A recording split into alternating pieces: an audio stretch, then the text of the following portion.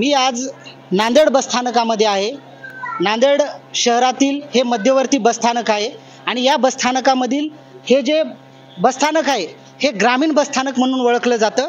ग्रामीण भागातले बसेस आहेत ते या ठिकाणी थांबत असतात, त्यामुळे ग्रामीण भागातले प्रवासी जे आहेत ते या ठिकाणी आपल्या बसची प्रतीक्षा करत बसलेले असतात। परंतु या ग्रामीण बसस्थानकाची अतिशय दयनीय अवस्था झाली आहे। तुम्ही माझ्या या ठिकाणी पाहू शकता, बसस्थानकाला अशा पद्धतीनं छिद्र पडलेले आहेत, वरचे पत्र फुटून गेलेले आहेत, त्यामुळे सर्व पावसाचं पाणी बसस्थानकामध्ये पडत आहे, त्यामुळे नागरिकांना या ठिकाणी बसायला त्रास होत आहे। परंतु आगार प्रमुख जे आहेत किंवा संबंधित प्रशासन आहे ते या ठिकाणी लक्ष द्यायला तयार नाही। माझ्यासोबत काही नागरिक आहेत, काय सांगाल काका, काय त्रास व्हायले? त्रास बसता आहे ना, इथं कचरा आहे, ते सगळं पाऊस आहे, बसता आहे ना, घाण आहे सगळं, संडास, दारू पिऊन बसतात लोक, भलत्या अडचणी आहेत, लहान लेकरं वळा त्याला अति त्रास आहे। काय वाटते काय करायला पाहिजे? काय याची व्यवस्था करायला पाहिजे प्रशासनानं, चांगलं करायला पाहिजे। कुठे चालले तुम्ही, कुठून आले? आम्ही निवगाव मुदखेड तालुका। हे नागरिकांचं म्हणणं आहे की हे बसस्थानक साफसफाई झाली पाहिजे, स्वच्छता झाली पाहिजे, असं यांचं मागणं आहे। काय सांगाल काका, कुठून आले? खंबाळाहून आले। कुठे चालले? खंबाळा। किती वेळ झाला बसले या ठिकाणी? अर्धा तास झालं। बसची प्रतीक्षा करत आहात? हो। काय काय त्रास होत आहे इथं तुम्हाला? बसण्याची व्यवस्था नाही, पाण्याची व्यवस्था नाही, काही व्यवस्था नाही, काही नाही, बस टायमाला लागत नाही, काही नाही, 2-2 तास बसावं लागते, प्रतीक्षा करावं लागते।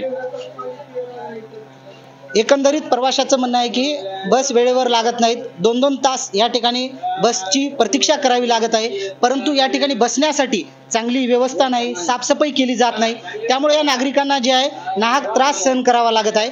प्रशासनाने याकडे लक्ष देऊन बसस्थानकामध्ये जे काय घाण पडलेले आहे त्या ठिकाणची साफसफाई केली पाहिजे आणि बसस्थानकाची जी दयनीय अवस्था झालेली आहे त्याची दुरुस्ती केली पाहिजे, अशी त्यांची मागणी आहे। काय सांगाल काका, कुठून आले? राहटीहून आले। तालुका जिल्हा नांदेड। राहटीला काय इथं काय त्रास होत आहे तुम्हाला? इथं बराच त्रास होत आहे सर, 2-2 तास गाडी लागत नाही। बस स्टँड मध्ये इथं बसायच्या जागी आपल्याला वरून पाणी पडतंय, बसायला व्यवस्था नाही, घाण होत आहे, त्याच्यामुळं इथली सुव्यवस्था झाली पाहिजे। एकंदरीत तुम्ही पाहू शकता, यांचं म्हणणं आहे की जो छत आहे, तुम्ही वरचा छत पाहू शकता, या दोन्ही ठिकाणचा छत आहे जो फुटून गेला आहे, पत्र या ठिकाणचे जे आहेत ते फुटलेले आहेत, त्यामुळे पाणी सगळं गळत आहे आणि अशा पद्धतीने जे बॅनर वगैरे आहेत, कचरा जे आहे ते मोठ्या प्रमाणात या ठिकाणी पडलेला आहे। तुम्ही या ठिकाणी पाहू शकता, दारू सुद्धा पिलेल्या बॉटल्या या ठिकाणी पडलेल्या आहेत, दारूच्या बॉटल्या, जे काही दारुडे आहेत ते नागरिक या ठिकाणी बसून दारू पित आहेत, त्यामुळे या ठिकाणच्या प्रवाशांना नाहक त्रास सहन करावा लागतो।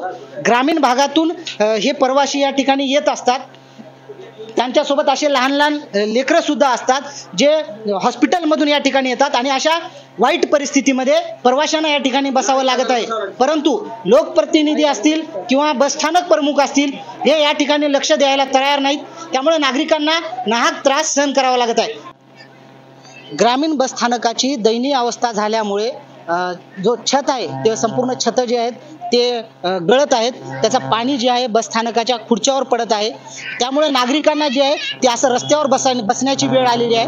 हे ग्रामीण भागातील सगळे प्रवासी आहेत, त्यांना बसण्याची या ठिकाणी बसस्थानकामध्ये व्यवस्था नसल्यामुळे नागरिकांना अशा पद्धतीने या ठिकाणी बसावे लागत आहे। ग्रामीण बसस्थानक आहे, छत गळालेले आहेत, त्या ठिकाणी फॅन नाहीत, साफसफाई नाहीत, अतिशय वाईट परिस्थिती जी आहे ती नांदेडच्या बसस्थानकाची झालेली आहे।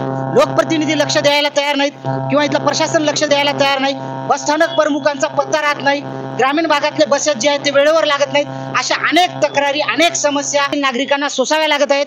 गोरगरीब नागरिक ग्रामीण भागातून शहरामध्ये येत असतात, अनेक जण उपचारासाठी येत असतात, काही जण जे आहेत ते विद्यार्थी आहेत, मोठ्या प्रमाणात इथे शैक्षणिक संस्था असल्यामुळे विद्यार्थी शिक्षणासाठी ग्रामीण भागातून शहरात येत असतात, परंतु या सर्व नागरिकांना, प्रवाशांना नांदेडच्या बसस्थानकामध्ये अतिशय त्रास सहन करावा लागत आहे।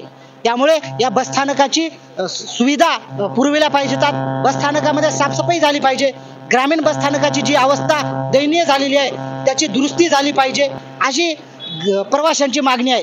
कॅमेरामॅन धीरज सोबत मी पवन जगडमवार, देशोन्नती न्यूज। ठळक घडामोडींसाठी देशोन्नती न्यूज चॅनलला सबस्क्राइब करा आणि बेल आयकॉन प्रेस करा। मुंबई, पुणे, नागपूर, मराठवाडा असो का विदर्भ, राजकीय, सामाजिक, शैक्षणिक क्षेत्र असो का क्रीडा, सर्वच घडामोडीचे विश्लेषण पाहायला विसरू नका, फक्त देशोन्नती न्यूजवर।